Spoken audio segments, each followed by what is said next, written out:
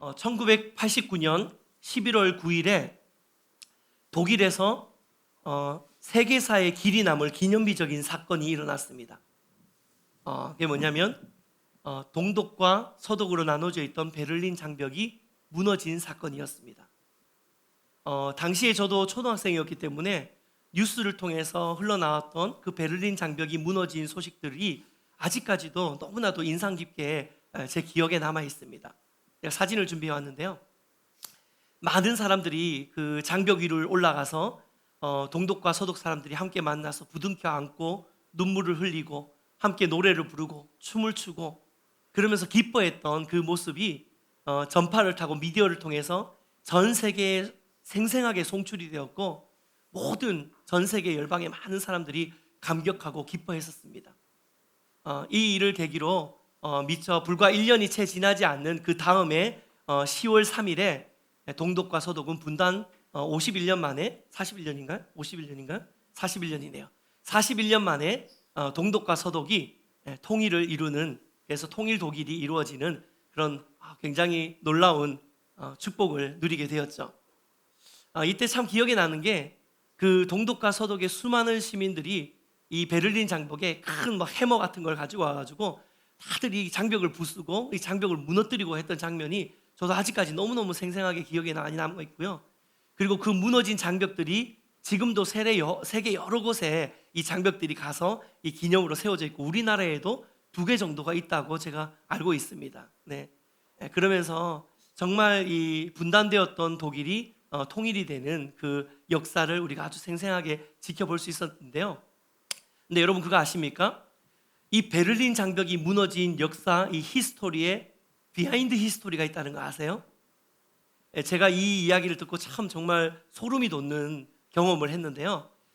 제가 어떤 그룹에 가서 중보에 대한 그룹에 가서 함께 중보 세미나를 할 때 들었던 이야기입니다. 근데 실제로 실화라고 하더라고요.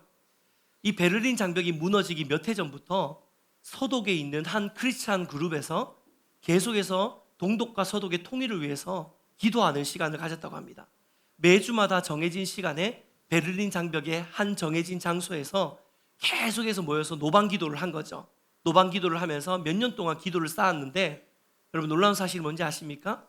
베를린 장벽이 가장 먼저 무너진 그 장벽 부분이 있을 거 아니에요? 근데 무너진 그 장벽 부분이 바로 서독의 크리스찬 그룹이 지속적으로 그곳에서 기도했던 장소였답니다. 저기 앞에서 지속적으로 모여서 기도했던 바로 그 장소에 가장 먼저 장벽이 무너지는 역사가 일어났다는 거죠. 여러분 이게 우연이었겠습니까? 하나님의 놀라운 계획하심이라고 저는 믿습니다. 여러분 중보기도는요 실제로 세상을 바꿀 수 있는 한 개인뿐만 아니라 온 시대와 열방을 바꿀 수 있는 힘이 있다는 사실, 잠재력이 있다는 사실을 여러분 믿으시길 주님의 이름으로 축복해 드립니다.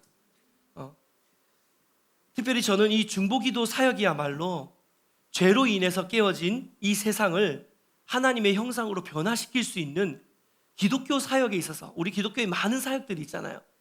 예배 사역도 있을 수 있고 설교 사역도 있을 수 있고 구제 사역도 있을 수 있는데 기독교에서 할 수 있는 많은 사역들 가운데 가장 잠재력 있고 힘 있는 사역이 바로 이 중보 사역이라고 생각합니다.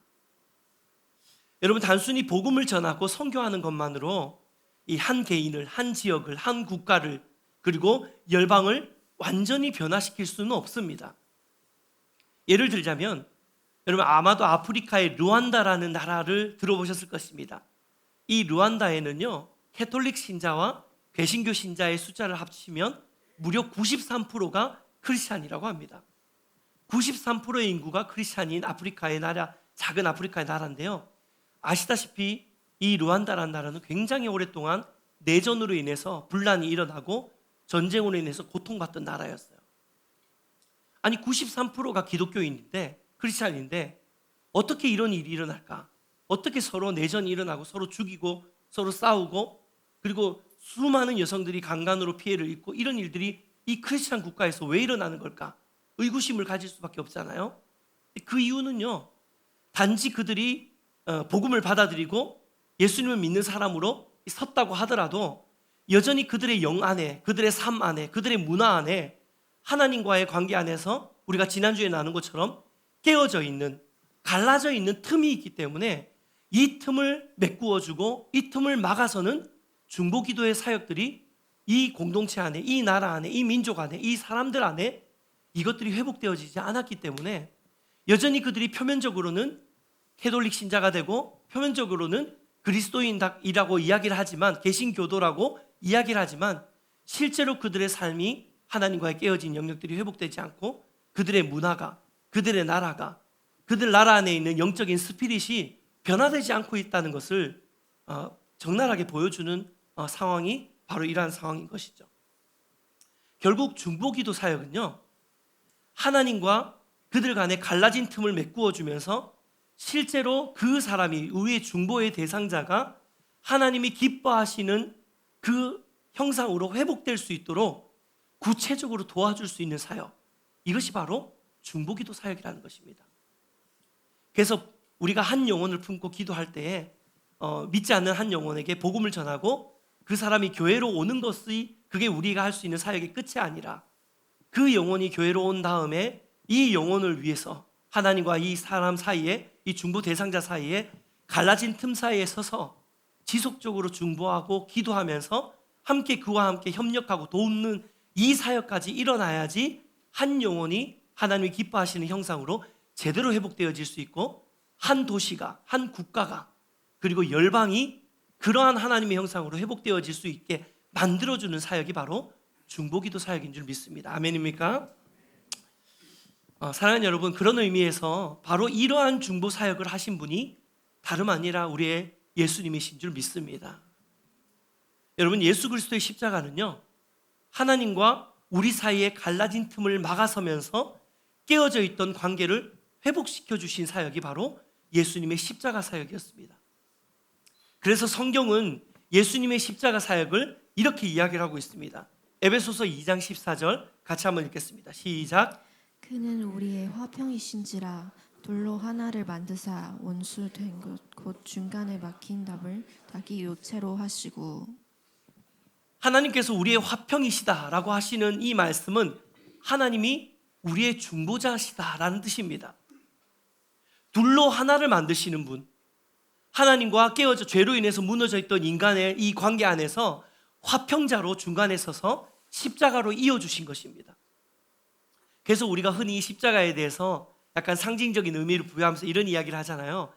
십자가는 위로는, 이 십자가가 이렇게 크로스되어 있는 모양을 보면서 위로는 하나님과 깨어진 길을 연결시켜주고, 또 옆으로는 우리가 지체들 간에 용서하지 못하고 깨어져 있고 분열되어 있는 서로 서로를 하나로 합치게 만들어주는, 화평케 해주는 게 바로 십자가다라고 이야기를 하고 있는데요, 이게 바로 중보의 모델인 것이죠. 전형인 것입니다. 그래서 저는 그런 의미에서 오늘 우리가 지난주에 이어서 중보에 대한 이야기들을 함께 말씀을 나누면서 예수님의 그 십자가 사역을 통해서 중보기도를 우리가 어떻게 해야 하는지, 이 중보기도의 방법에 대한 부분을 오늘 세 가지로 함께 말씀을 나누었으면 좋겠습니다. 기도하고 기대하는 것은 오늘 이 중보기도의 방법을, 구체적인 세 가지 방법을 저와 여러분이 함께 나눈 다음에 이제는 여러분이 이것을 가지고 실제적인 중보의 사역 가운데로 나아가게 되는 은혜가 우리 모두에게 회복되어지시기를 주님의 이름으로 축복해 드립니다. 그런 의미에서 우리 첫 번째로 중보기도의 첫 번째 방법입니다. 함께 읽겠습니다. 사랑으로 중보한다. 시작. 사랑으로 중보한다. 출애굽기 32장 32절 같이 읽겠습니다. 시작. 그러나 이제 그들 주의할 사옵소서.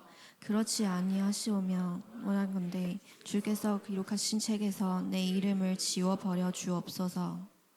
여러분, 이 말씀은요, 모세가 시내산에 하나님의 언약궤를 받으러 올라간 사이에 이스라엘 백성들이 그 광야에서 무슨 짓을 하죠? 모세가 계속 내려오지 않으니까 결국 금신상을 만듭니다. 금송아지를 만들죠. 그러면서 이것이 우리를 출애굽시켜 주신 하나님이다 라고 하면서 섬기기 시작하고 우상을 숭배하기 시작합니다. 이것을 본 하나님이 진노하시죠. 그러면서 모세에게 이야기합니다. 야, 내가 지금 이 이스라엘 백성들을 싹 다 진멸할 거야. 왜냐하면 이 이스라엘, 내가 가만히 보니까 목이 뻣뻣하게 굳은 아주 교만하고 아주 패역한 민족이라서 더 이상 내 백성이 될 자격이 없어. 그러니까 모세야, 말리지 마. 내가 지금 이스라엘 백성들을 싹 다 진멸하고 이제 내가 너를 통해서 새로운 백성을 이룰 거다 라고 이야기를 하시는 거죠. 아브라함을 통해서 온 이스라엘 민족, 너의 자손이 후손이 하늘의 별과 같이 바다의 모래같이 할 것이다 라고 했던 그 언약을 하나님께서 취소시키는 거예요. 얼마나 분노하셨으면. 그러면서 이제는 아브라함 언약이 아니라 모세 언약을 세우시겠다고 이야기를 하는 겁니다. 제가 모세였으면 아싸, 우와, 이런 역대급 축복을 나에게 주시다니 할렐루야, 막 다 죽이고 저로부터 시작하십시오 막 이랬을 것 같은데 모세는 그러지 않았어요. 오늘 성경에 보면 뭐라 그럽니까? 주께서 기록하신 책에서 내 이름을 지워버려 주시옵소서. 이 무슨 말입니까? 자신의 구원, 자신의 영생, 자신의 생명을 걸고 이스라엘 백성을 위해서 중보하고 있는 거예요. 하나님, 이 백성 멸하실 거면 저를 생명책에서 제 이름 지워버리십시오. 저도 멸망시켜 버리십시오. 이게 무슨 뜻입니까? 그만큼 모세가 이스라엘 백성을 향한 진성성 있는 사랑으로 이스라엘과 하나님 사이에 깨어진 그 중간에 갈라진 틈 사이에 섰다는 것입니다. 사랑하는 여러분, 중보 기도에 있어서 가장 중요한 핵심은요, 바로 이 진정성 있는 사랑이에요. 우리도 그동안 많은 사람들이 집사님, 장로님, 권사님, 형제님, 자매님, 제가 이런 어려움이 있는데 좀 기도해 주십시오. 제가 요즘 너무 이게 힘든데 생각날 때마다 좀 기도해 주세요 라고 하면 네, 기도해 드릴게요 라고 하면서 실제로 기도 안 하는 분들도 너무 많고요. 기도를 해도 그냥 건성으로 지나가듯이 누구누구가 이런 일 있다고 하는데 하나님 도와주세요 이러고 지나갈 때가 너무 많지 않습니까? 사실 정말로 우리가 하나님께서 우리에게 원하시는 그 중보자의 모습은 정말 그 사람과 같은 어떤 마음의 뜨거운 사랑을 가지고 진정성 있는 마음으로 그 사람을 대하고 그 사람에 대한 애끓는 사랑으로 함께 중보해 주는 것, 이게 바로 하나님이 우리에게 원하시는 중보자의 모습인 줄 믿습니다. 흔히 누군가와 관계를 맺기 위해서는 나름대로 관계의 기술이 필요하다는 이야기를 많이 들으시잖아요. 요즘 또 시중에 가면 나와 있는 책들 중에서 인간관계의 어떤 처세술이나 관계의 기술에 대해서 논하고 있는 많은 책자들, 인문학 서적들이 굉장히 많이 있습니다. 그런데요, 제가 사역을 하면서, 목회를 하면서 제가 깨닫게 되는 하나는 뭐냐면, 결국 관계라는 것은 기술이 아니고 사랑으로 좌지우지 되는 거예요. 진짜 진정성 있는 관계 안에 들어가기 위해서는 관계의 스킬을 통해서 그 사람과 좋은 관계를 맺는 것은 한계가 있고요. 정말 진실한 관계 안으로 이 관계성이 맺어지기 위해서는 반드시 필요한 것이 진정성 있는 사랑인 줄 믿습니다. 그 사랑으로 우리가 누군가를 중보할 때에 하나님께서 그 중보를 기뻐 받으실 줄 믿습니다. 예전에 제가 부산에서 이 대학부 사역을 할 때 이 대학생 그룹들과 함께 일본으로 단기 선교를 간 적이 있었거든요. 여러 차례 제가 일본으로 팀들을 데리고 간 적이 있습니다.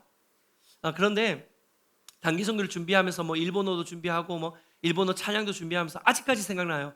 기미와 아이사레루타 매우 말했다 이러면서 아직도 잊혀지지 않을 만큼 그렇게 열심히 준비하면서 막 태권도도 준비하고 막 그렇게 해서 팀을 데리고 저희가 일본으로 갔었거든요. 근데 정말 신기하게 일본 땅에서 일본을 밟고 사역하기 시작한 첫 며칠 동안은 정말 사역이 너무 어려운 거예요. 팀원들 간에 분란도 일어나고 또 생각했던 대로 사역이 펼쳐지지도 않고 또 무엇보다도 함께 모여서 일본을 위해서 막 중보하는데도 이 뭔가 이 표현을 어떻게 해야 될지 모르겠는데 기도에 줄이 잘 안 잡힌다고 해야 되나요? 뭔가 기도가 좀 겉도는 것 같은 그런 느낌들이 계속 있는 거예요. 근데 어느 날 제가 함께 이 같이 팀원들과 같이 기도하고 있다가 갑자기 하나님이 제 마음 가운데 이런 마음을 주시는 거예요. 우리가 일본을 선교하겠다고, 일본을 섬기겠다고 일본 땅에 와 있지만 그럼에도 불구하고 여전히 저를 포함한 우리 멤버들 안에 공통적으로 일본을 향한 이 미움과 분노가 여전히 있는 것을 하나님께서 보게 하신 거예요. 우리나라는 그럴 수밖에 없잖아요. 다른 나라에게 축구 지는 건 괜찮지만 일본한테 지면 안 되는 거, 절대 지면 안 되죠. 네. 그리고 뭔가 일본과의 관계 안에 있어서는 우리 안에 이 역사 안에 있는 그 아픔이 계속 우리를 건드리면서 일본을 용서하지 못하고 용납하지 못하는 그런 마음들이 우리 안에 은연중에 있다는 거예요. 근데 가만히 돌아보니까 선교로 와 있는 우리의 마음에도 여전히 그 마음이 남아 있는 거예요. 그래서 제가 우리 멤버들과 그 부분에 대한 이야기를 나누고 우리가 거기에 대해서 회개하는 시간을 가졌습니다. 그리고 나서 그 다음 날 저희가 일본인 교회에 사역을 하게 된 어떤 계기가 있었는데, 기회가 있었는데요. 그때 제가 사역을 하기 전에 일본 성도님들 앞에서 나와서 제가 그 자리에서 무릎을 꿇었어요. 무릎을 꿇고 용서를 구했습니다. 그러면서 여러분, 저희가 여러분을 섬기겠다고, 선교하겠다고 이 땅에 와서 기도도 하고 사역도 하고 있었지만, 사실 지난 며칠 동안 저희가 진짜 일본을 진정성 있게 사랑하지 못했습니다. 그래서 여러분을 미워했던 것들, 여러분을 용서하지 못했던 것들, 또 일본이 우리나라에 행한 그 역사적인 일들로 인해서 우리 안에 해결되지 않는 분노가 여전히 우리 마음에 있었던 것들을 용서를 구합니다. 저희가 더 진정성 있게 사랑하지 못해서 죄송합니다 라고 제가 무릎을 꿇고 용서를 구했어요. 근데 그때 어떤 일이 일어난지 아십니까? 자리에 앉아 있었던 일본의 성도님들이 한 명씩, 두 명씩 그들도 무릎을 꿇기 시작하는 거예요. 그러면서 막 울면서 용서를 구하는 거예요. 일본이 한국에 행했던 그 만행에 대해서 우리가 일본 땅을 대신해서 일본의 교회가 용서를 구합니다. 용서해 주십시오. 일본 사람들 얼마나 깍듯합니까? 그렇죠? 그러니까 정말 깍듯하게 딱 무릎을 꿇고 고개를 푹 숙이고 저희 팀원들에게 용서를 구하는 거예요. 그래서 그날 그 집회 때 정말 저희 팀원들과 일본 교회 성도님들이 부둥켜 안고 정말 펑펑 울면서 한국과 일본의 회복을 위해서 기도하는 시간들이, 하나님께서 그 시간들을 주셨거든요.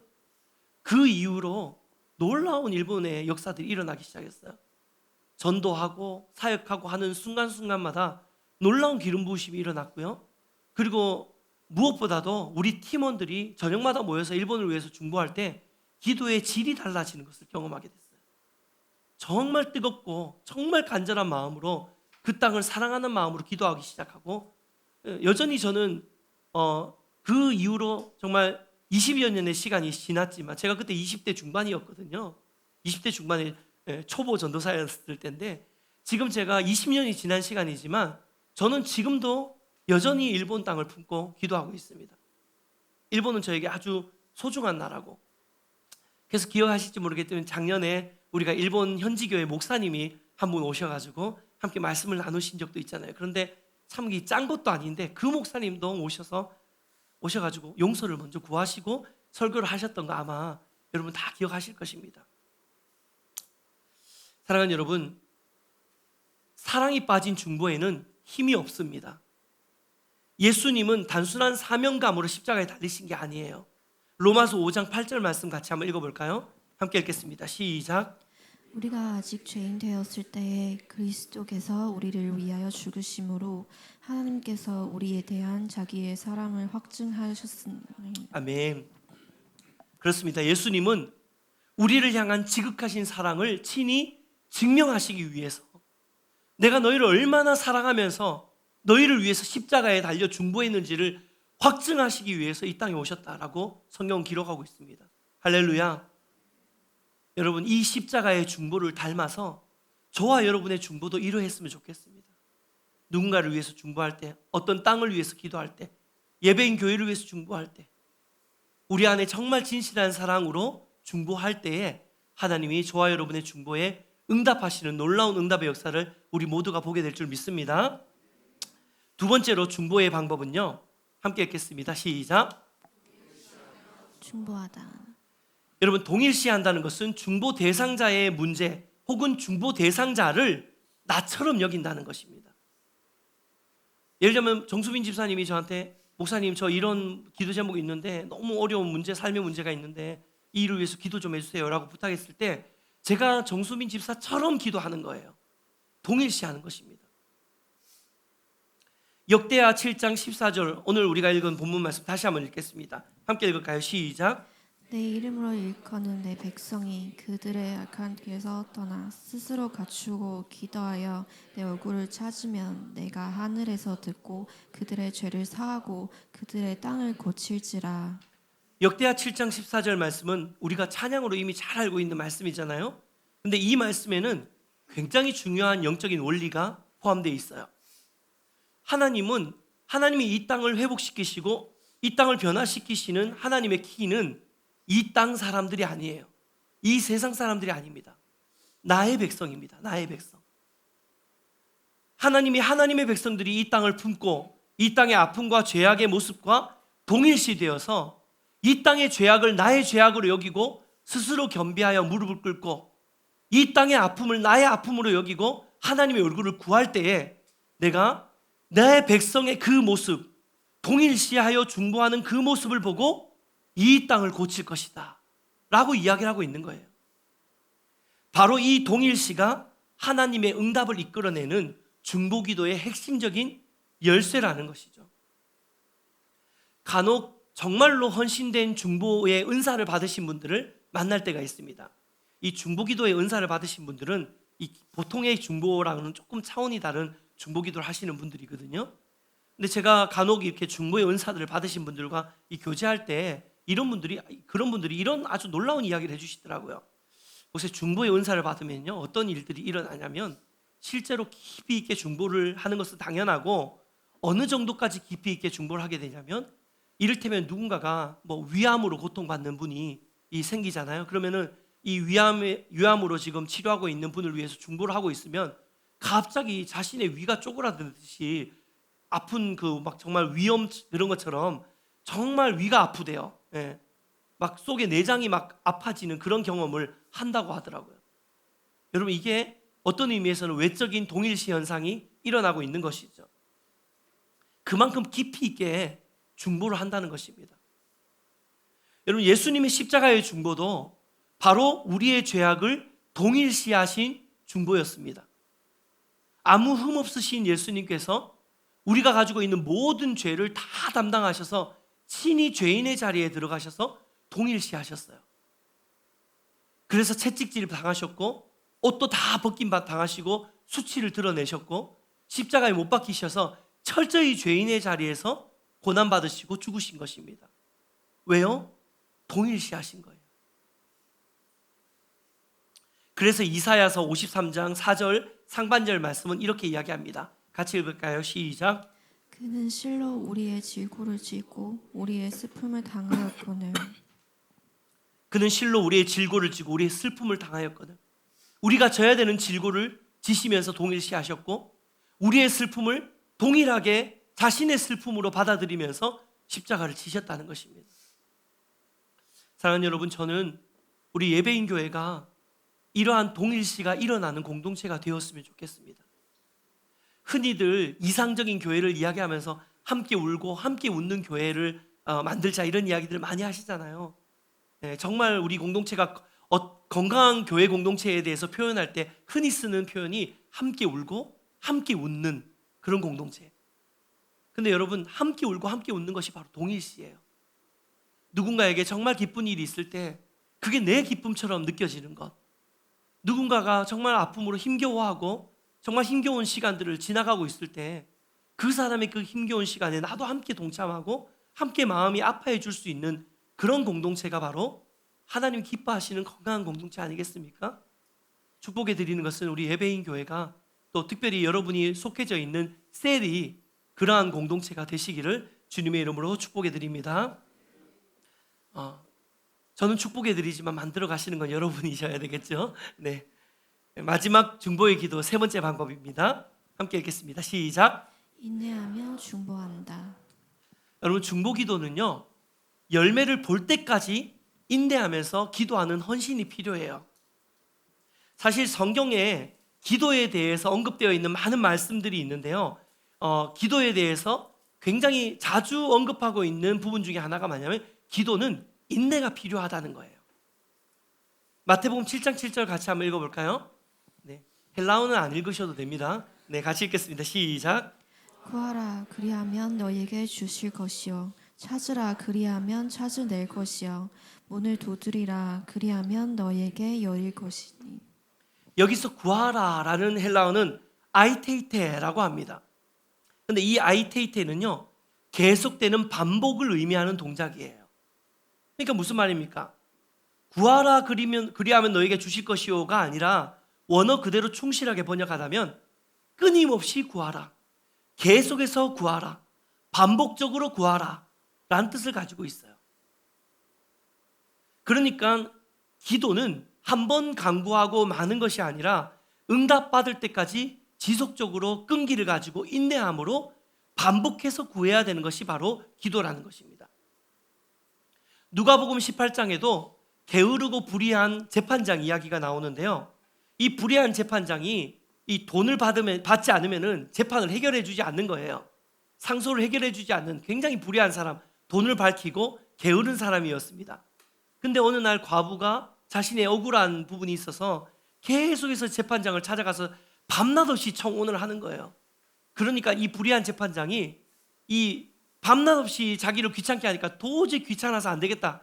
아유, 내가 이 청혼을 들어줘야 되겠다 라고 하면서 이 과부의 청혼을 들어주는 장면이 바로 누가복음 18장에 나오는데요.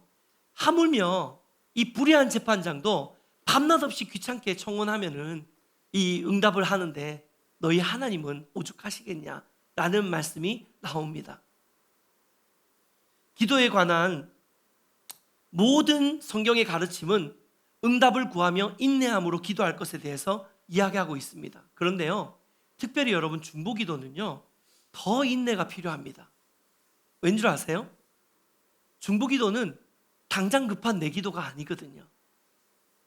여러분, 당장 급한 내 기도는 지속적으로 기도할 수 있습니다. 끊임없이 응답될 때마다 간절하니까 기도할 수 있습니다. 근데 남을 위한 기도, 어떤 불특정 다수를 위한 기도, 혹은 내가 가보지도 않는 먼 나라를 위한 기도, 뭐 소위 말 이를테면 요즘 뭐 이스라엘 지금 굉장히 전쟁으로 막 난리도 아니잖아요. 그런 나라를 품고 기도하는 게 어디 쉬운 일입니까? 쉽지 않아요. 내 몸에 와닿지 않는 일입니다. 그렇기 때문에 중보기도는 더 인내가 필요합니다. 더 지속적으로 의지를 일으켜서 꾸준하게 기도하는 결단과 헌신이 필요한 것, 이게 바로 중보기도라는 것입니다. 그래서 중보기도 제목은요, 항상 공동체를 통해서 함께 나누어지고 기도의 응답의 과정들을 같이 이렇게 체크해 가면서 함께 동력하는 이 동력이 너무너무 필요합니다. 왜냐하면 혼자 기도하면은 쉽게 포기할 수밖에 없거든요. 그런데 어떠한 중보의 제목을 가지고 우리 공동체가 함께 기도하고 옆에 사람들과 함께 기도하게 된다면 이게 지속성을 가지고 끈기 있게 인내하면서 계속해서 기도할 수 있는 어떤 그런 시스템이 만들어지는 것이죠. 그래서 공동체가 함께 인내하며 중보하는 것이 너무너무 필요한 일입니다. 예전에 어떤 칼럼을 보니까 이 아프리카 기후재에 대한 그런 글이 이게 써져 있더라고요. 이 아프리카에서 어떤 부족민들이 기후재를 들이면 100% 비가 내린대요. 너무 신기한 일 아닙니까?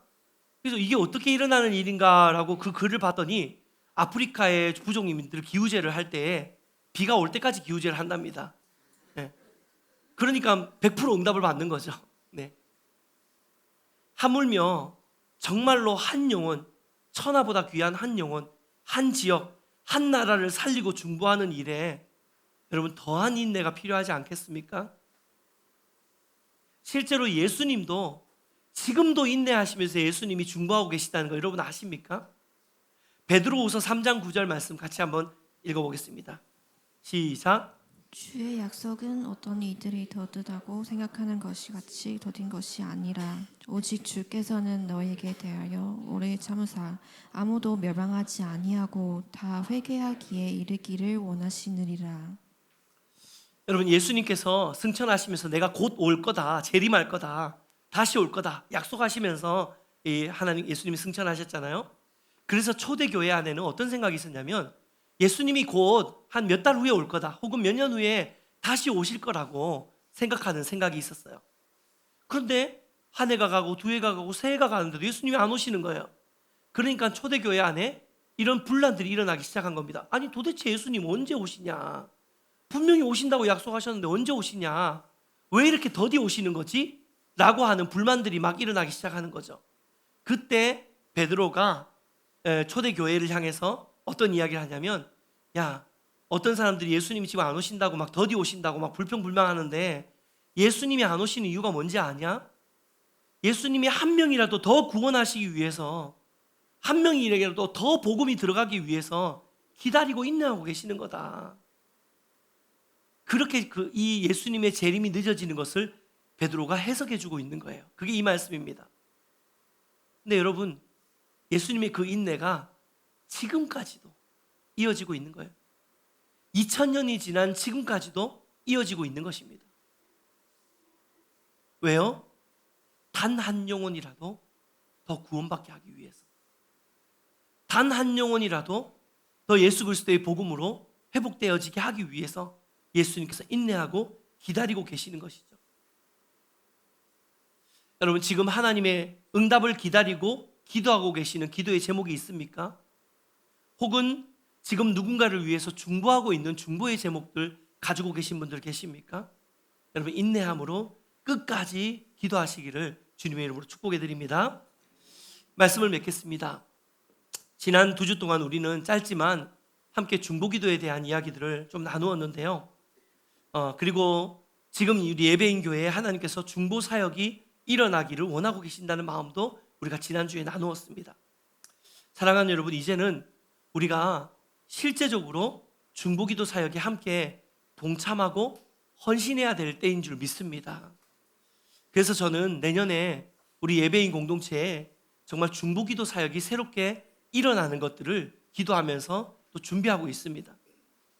말씀드린 것처럼 이제는 저 혼자서 우리 성도님들의 기도를 하기에도 이제 성도님 숫자가 많이 늘어나서 점점 이렇게 힘에 부치는 그런 상황이 다가왔어요. 이제는 저 혼자가 아니라 여러분들과 함께, 우리 성도님들과 함께 기도로 동력해야 될 시점이 지금은 분명히 온 것 같습니다. 그래서 구체적으로 중보기도에 헌신하는 성도님들의 동력을 공식적으로 좀 부탁을 드리기를 원합니다.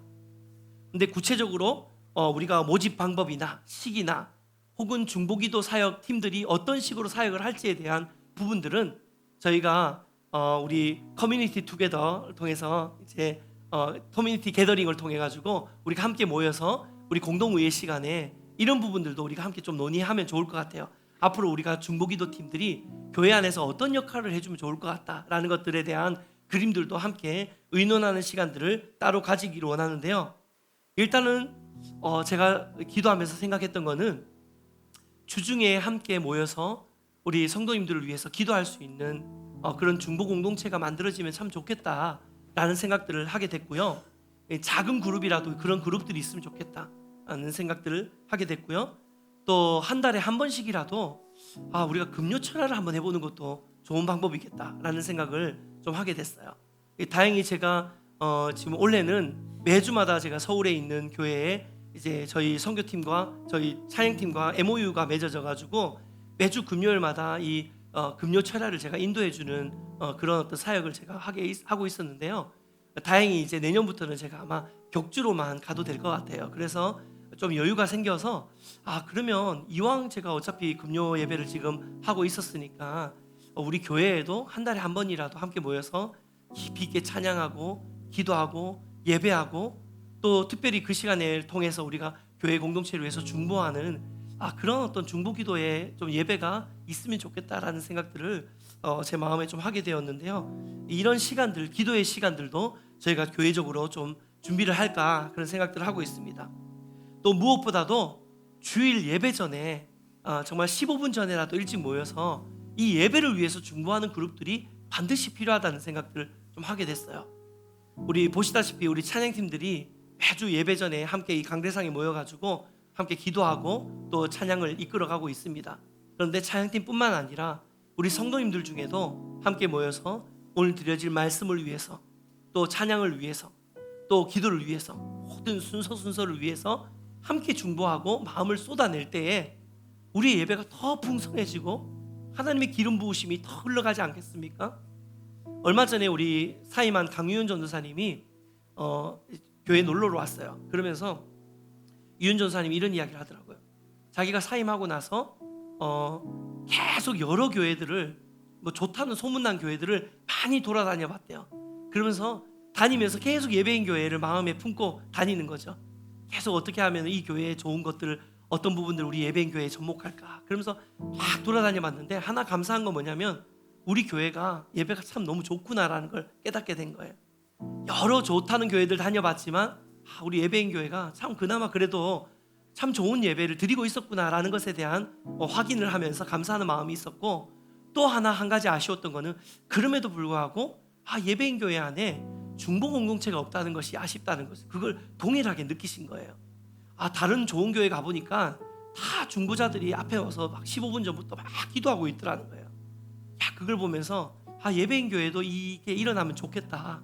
중보팀들이 모여가지고 15분 전부터 같이 기도하고 그날 예배를 위해서 기도하고, 그리고 한 분 한 분 오시는 성도님들도 그 기도에 같이 흐름을 타서 함께 또 기도하면서 예배를 준비하고, 이런 일들이 일어난 다음에 제가 와서 할렐루야 라고 하면 그 시간부터 하나님께서 부으시는 은혜가 얼마나 크겠는지, 그런 어떤 뜨거운 어떤 그림들을 이렇게 그려보면서 제 마음에 참 흥분되는 마음이 있었습니다.